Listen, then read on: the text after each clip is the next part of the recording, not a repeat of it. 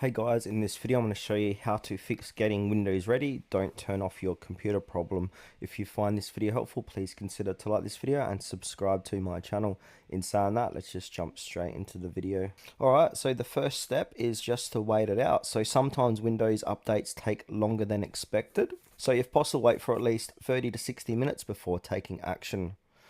Step 2, you can do a force restart. So if it's stuck for too long, hold down the power button for 10 seconds until the PC turns off. Then turn it back on and check if Windows starts normally.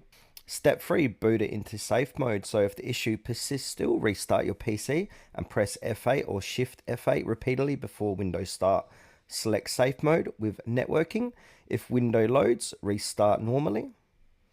Step 4, you can do a perform startup repair. So boot from a Windows installation from a USB or a DVD. Select repair your computer, troubleshoot, advanced options, startup repair, and then follow the on-screen instructions.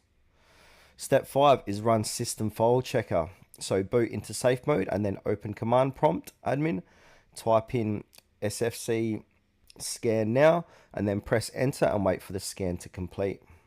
Step 6, you can use a system restore. So if Windows was working fine before, you can boot it into advanced startup options, select system restore, and then choose a restore point before the issue occurred. And the last step, if nothing else works, boot into advanced options, select reset this PC, keep all my files, and then follow the instructions. Let me know down in the comments below which step to work for you guys.